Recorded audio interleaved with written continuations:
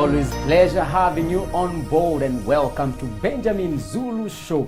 My name is Willie Kinyash, and we are here to iron each other because iron sharpens iron. And I am with the life coach himself. And so we want to talk about why you shouldn't forget your background just because you are dating. The coach is here to take us through this topic. And this conversation came necessary when I realized that a lot of ladies who came from a needy background were contacting me from abroad there where they are working very hard jobs and sending the money home because they came out here, got a child, they had to hustle, had to leave the child with the family and had to go abroad, usually in the Middle East, where they can find medium trained jobs, mini trained, not so much professional qualification, but you can find some job, although you have to work long hours, and some is even actually domestic assistance. And many end up exploited to the last drop by their families. But look at the situation. They left home knowing how desperate the situation was. But when they came out here, people were enjoying themselves, were having boyfriend, and you know, she's working some place, they hook up this guy, we also, so in her circles, people are in relationships. And it's normal for sleepover there, this one's got married here, and so she gets carried in this vibe. And temporarily, she's carried in the city life. And she doesn't think too much about back home. At least finally we left. Until she gets pregnant herself. Then only to realize she did not have a base. She was standing on coral reefs. The problem, Willie, when you see us standing up here, if we are sitting across a table, you can't tell what we are standing on. This world, people are showing up only one part of themselves. You can't see what they're standing on. You imitate them when they're standing on solid ground, and you are suspended mid-air. When my father took me to school, he threatened me. He had been threatened by community. You should educate this child or we take you to child office, because he was not taking me to school and I had performed. So he told me, you know, people told me they would stuck me, they'll take me to court. But I didn't know what I've given you was yours. That was inheritance, and thank you very much. If you want to enjoy yourself and go out to Mombasa, have fun, it's okay. Just know that I have nothing else for you. Don't come back to me. He planted something in me that was painful immediately, but it was saving. It spared me in the long run. And having had that awareness, I have nowhere to fall back to, nowhere to fall back to, nowhere to fall back to focus my mind. These girls come to the city and get carried by the romantic wave of having boyfriend, experiencing love. Many of them have not been loved. They're coming from poverty. Nobody has validated them. So the sense of being validated, being called baby girl, sweet, all that is very exhilarating. And I saw a hypnotizing effect of romance in the middle of war. Some background, poverty is war. It can kill you. You can be taken captive or you can win and escape. Poverty is war. Nobody comes out normal. When they went for World War II, they used to say, you either don't come back, you die there, or you come back with injuries, or you come back with traumas. Nobody came back normal. Even the memories themselves. They had a World War Day in Germany, and some guys were marching. Those who used to fight and they used to march. But this time there was only one surviving guy, so he was crying because he has seen his friends die year after year after year. And he's old, he's the only guy remaining. Poverty is like war. It's life-threatening. You see others dying. You see casualties. You see agony. But for lack of wisdom, for lack of understanding, where there is no guidance, people perish. I see these people perish. They come here, they get carried. When they have no base at all, their jobs are just here and there. Now they get carried in that hype. Then she gets pregnant. And then the struggle stiffens. Because they get pregnant with very flighty people who are not even available. Now she has a dependent when she had nowhere to sit, nowhere to live, no way to live. So she looks for any route, and many of them realize that you can make it in the Middle East. So they go to the Middle East, the Gulf, some places. And what happens? They can only leave the same child with the same people, family back home, who she had run away from because of toxicity. Now she has to depend on them. What happens? They start, and I'm not saying all of them, I'm saying in majority of cases. Some of these poor people, it is their mindset that makes them poor. They exploit. They don't think of tomorrow. They are not truthful. They are not honest. They manipulate you. They use their parental power or whatever advantage they can find. They take it. So she's sending money in the name of the child. The moment you give the child to be helped, you have adopted the whole family. You feed the whole family in the name of the child. Send money for this. The child is sick. Send money for food. Send money for clothes. Send money. So the money you are working for that child, you end up feeding the whole 10 people there. One guy asked me a hard question. Why are my parents having partiality? They take money from me. They ask me money for this and that. I have another brother at home who doesn't work, give them anything, who is irresponsible. They take the money and give him. Aren't we both children? Should they put the same standard of requiring responsibility and them to be? Why are they taking money from me and secretly they give the other guy, let him eat everything, then things are consumed, I have to top up again? Aren't we both children? I told him, you're making a mistake, my brother. You're both children, but they have something else in common. Poverty mindset. You have joined the rich guys. Yes. We shall eat it we will take it and eat it. Then let me show you. I'll get it from there. Send this. Then say, here it is. Come, we eat. So then they're in the same mental social group, economic thinking of eating from you, from you. The moment you leave poverty many times, you have to fight against the very parents who should have supported you. You see them ganging against you. With other siblings who don't work as hard as you, who don't help them as much as you, and they gang together to use you, to exploit you, and you can't make tales of it. What is it? What is this? But you see what you're ignoring? You have left the poverty WhatsApp group. You have gone to self-development and the wealth creation. And now they see you as those rich people, and because the mother has or the father has the advantage of parental authority, they will manipulate it to get money from you. Some even verbalize it, say, yeah, I'll get money from where it is to give the one who does not have. So they don't encourage you to move on, build, make it permanent, teach these others, encourage them, try if you can uplift, lift the whole family. No, they take from me. Bring here, we eat. Bring, we eat. Bring, we eat. Because poverty is immediate gratification, is entitlement. Poverty is a mindset. It's a set of traits and thought habits that keep you there. So this girl is sending money home being eaten. Finally, they come home after 8 years when they thought they sent money to buy land. It has been eaten. Nothing to show. They sent money to buy this, nothing. And when they try to ask, they are cast. I shall give birth to you. Don't talk to me like that. What do you think we will eat ourselves? Get out of here. Go look. Oh, no gratitude. You insult anymore. What kind of unfairness is that? This girl messed up when she was 20-something. Went to the Gulf, stayed there 8 years. She's back when she's 35. Now she's 35 with nothing after working abroad for 10 years. Having been exploited, you can feel so much angry with the people who exploited her. But I'll tell you, sometimes, my brother, people can only be themselves.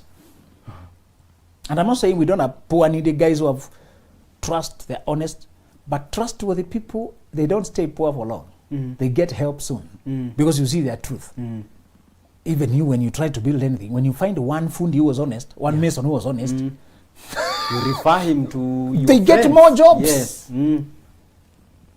The rarest thing among the poor is character. It's not money. It's character. Yes. Yes. What you can't find there is honesty. My brother, don't be deceived. Don't be deceived. I've been there. I'm a former member of that WhatsApp group.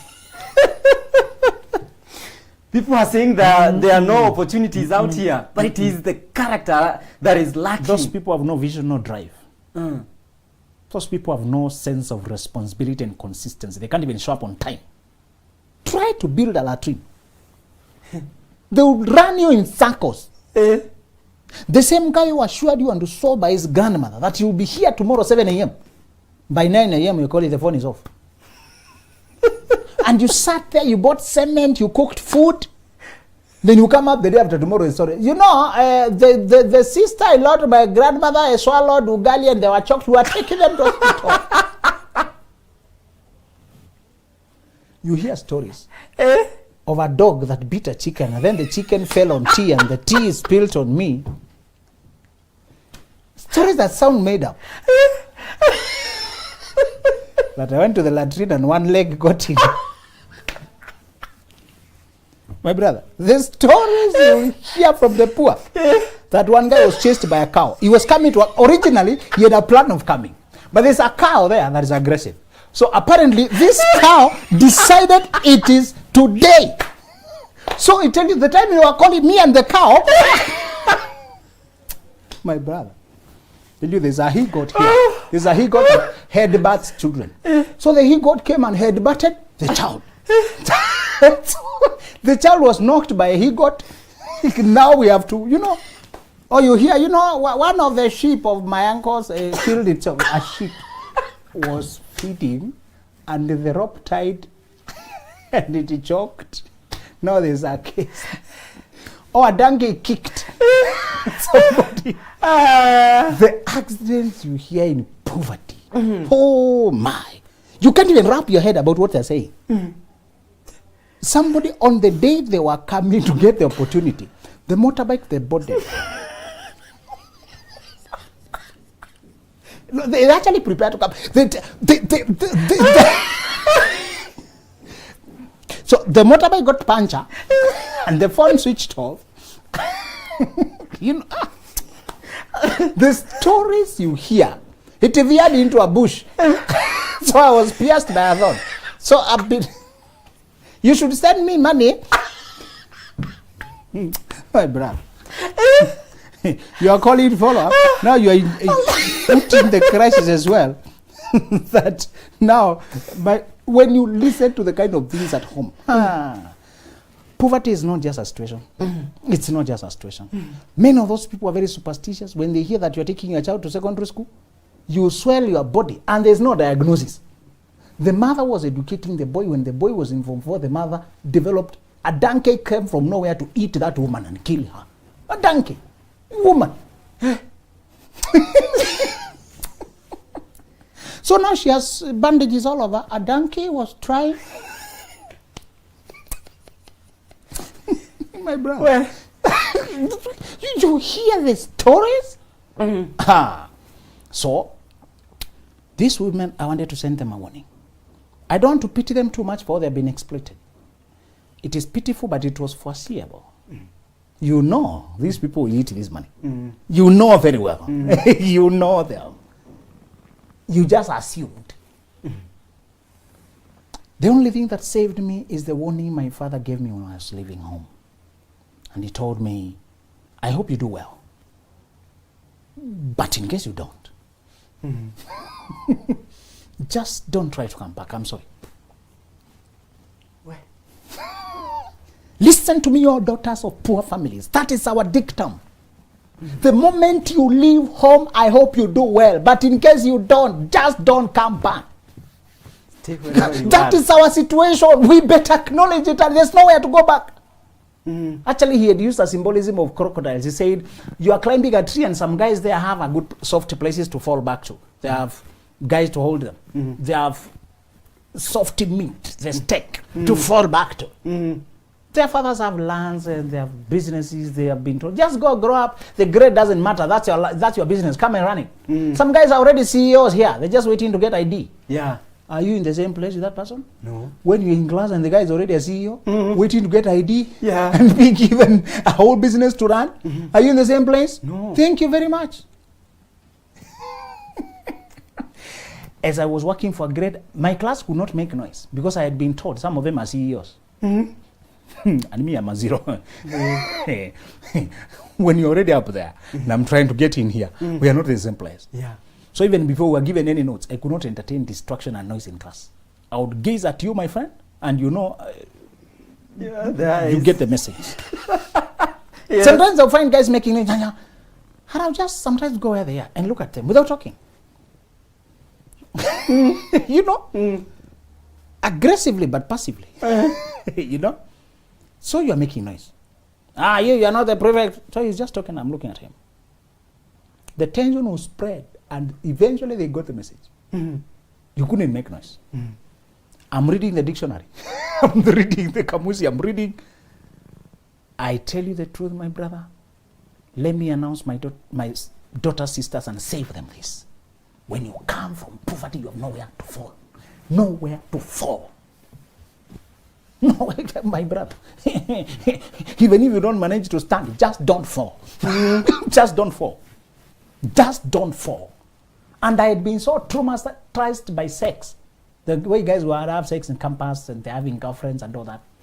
Because I'd read John and Wamuhu. John had a scholarship to fly abroad. And on the night of flying, the girlfriend had been having secretly reported that she was pregnant. And he was being sponsored by a church. So if the church learned this, all of this would be cancelled. And so I started negotiating, telling her just about, I'll give you this money. In that shaking, he was shaking her. She collapsed and died. The guy? The girl. Because of that shaking and bleeding. And let me tell you, I knew you just need to mess once. And the demon we are trying to run from, the psychological pressure in poverty was agonizing. The biggest thing in poverty is the same thing in depression, hopelessness. You don't know whether you will face tomorrow. Fear of the worst. You've seen people dying for lack of treatment.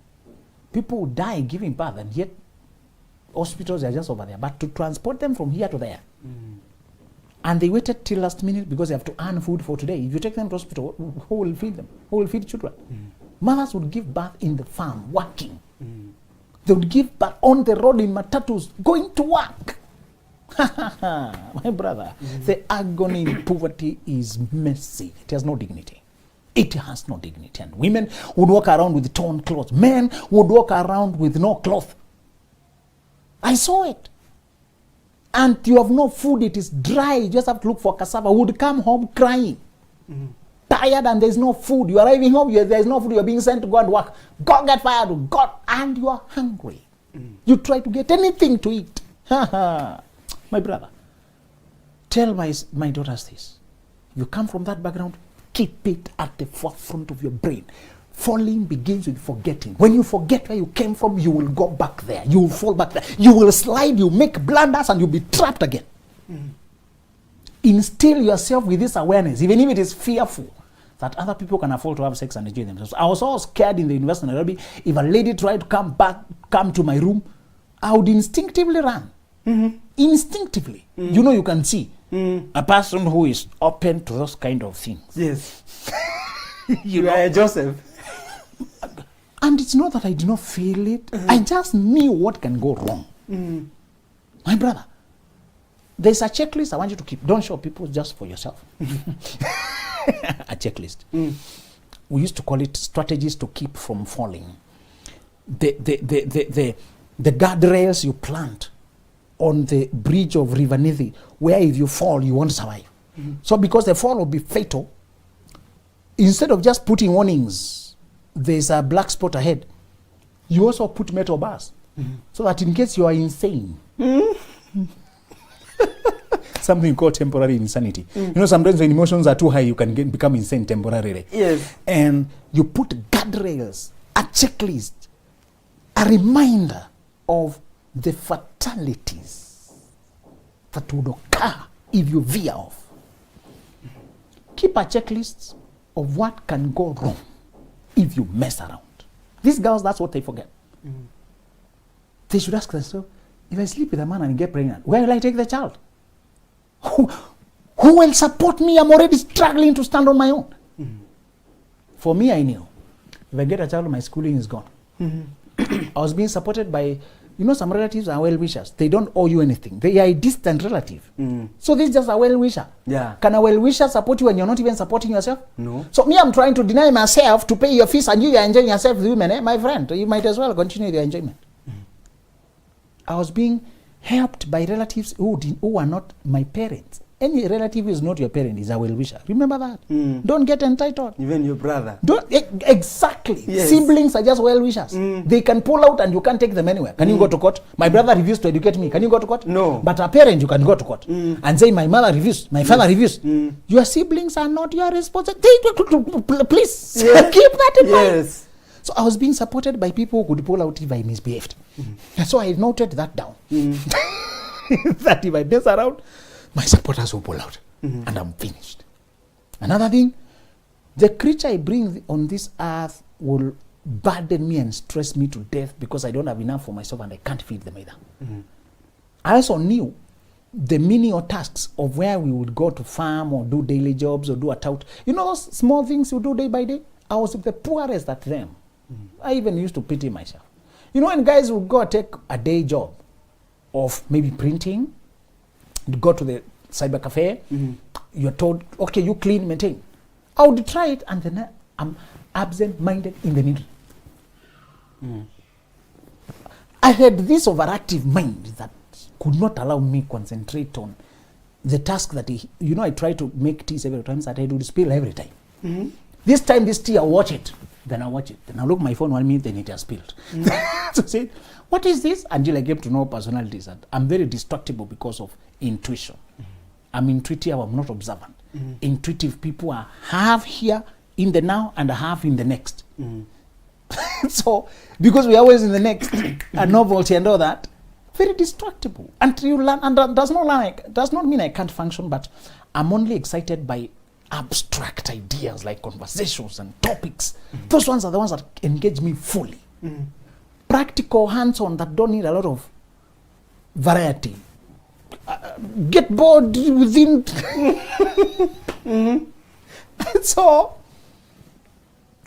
tell them to keep a list of what can go wrong. I knew I can't manage on day jobs that pay you small to get by, yet my younger ones, other people could manage.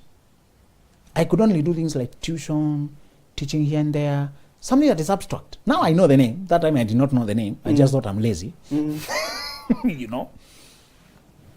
Keep a list. Another list I knew is my goal was so demanding. I had to remain light for the flight.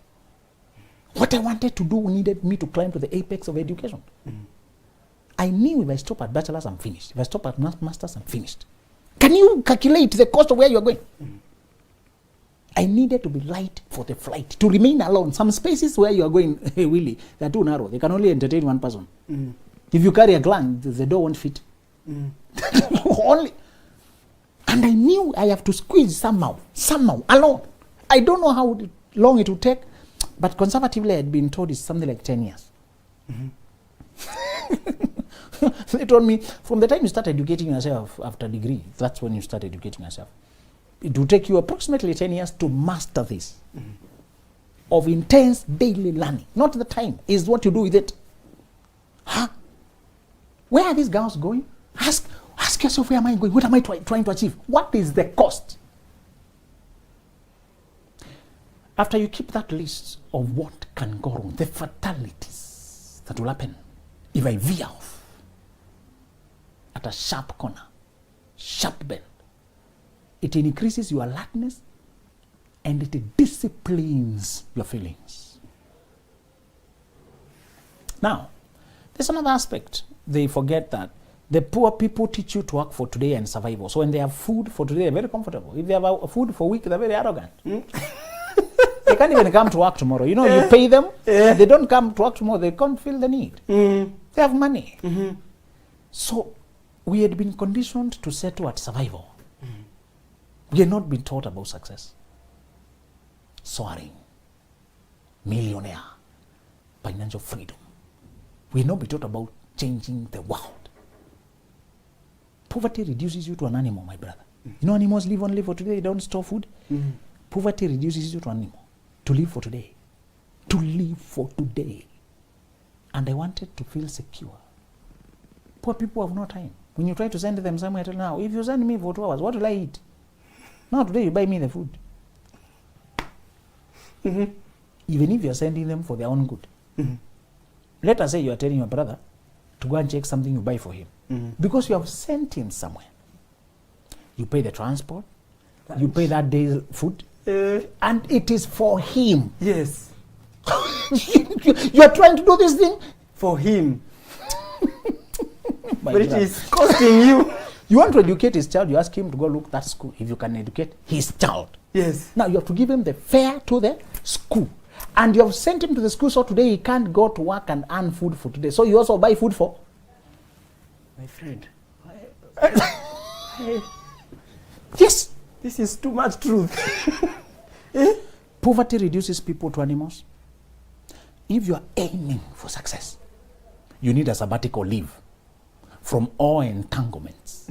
Postpone relationships, postpone entanglements until you can see the sun of success. In Proverbs 4:18, it says, the path of the righteous is like the rising sun that shines ever brighter unto the perfect day. Raise until you can see the sun. Hope, a plan, possibility. When I began to hang around people who are talking possibility, and I see cars and I see money and I see comfort, I felt like now I was seeing, and they're finding me like one of themselves. I'm not just peeping like I'm hiding. I'm sitting at a table where I began to see hope, possibility. I had never been in this kind of conversations. I had never been around this kind of energy. Where they're talking, yeah, that car, I'm selling it, I want to buy, would you like? And I had friends who I could drive their car and I feel a machine moving and I'm the one, I feel a different feeling. Yes. I could see guys and they accompany me, they took me when they buy plots, even before I could buy it, the entrance of that environment where land was being bought. Where I came from, they were only selling to eat the money, to spend the money. Only selling. Here are guys buying, acquiring, and building. Give yourself a compulsory sabbatical leave until you are sent to a place where you have changed your psychological world, your ecosystem, the place of your food chain. Come up to a place where at least here you can see abundance and the rest and the calm. You know, I realize rich people are truly rich, not just those who have money and they have no health. People who have abundance, they're calm. There's no anxiety. There's no scarcity for food. Yeah. It was very. Do you know when you come from poverty, you can't sit in the same room with food? Oh, yeah. You know, rich people have snacks all over. There's some juice on the table, but you're not supposed to take all of it. There is some snacks, some fruit, some sweet, just something to pop every now and then. Yes. In the fridge, there's food. There's also another food in the kitchen. When you come from poverty and all this food, you eat. It is raining and you're taking yogurt from the fridge because for you, anything eatable should not be allowed to sit there because where you are coming from, there was nothing. Grab and run. It was grab and run. So if you find it, grab And run. My brother, until I could sit in a house and I know you can take food whenever you want. Nobody's measuring for you. Where we came from, it was measured. If you exceed with one, and it was a bell being rung. You know, you're programmed like dogs. After the food has been served, now you have. But here, do you want to eat? It's okay, welcome. Huh? Food. And then they're eating meat and chapati and it's not Christmas. Yes. These people are just eating chicken. I mean, what is the occasion? No, we're just eating. And there's no special. This dinner. Just normal dinner. Don't start risking pregnancies or romance before you have raised yourself from the mayhem of poverty. There were no clothes to decide. One reason I struggle to decide which clothes to wear is because it's not part of my background. Where we came from. It's only one wearable. Yes. The other one is for going out. You know? Sometimes you do even wear a uniform. You know, that's what you go to church with. That's the only clean, decent.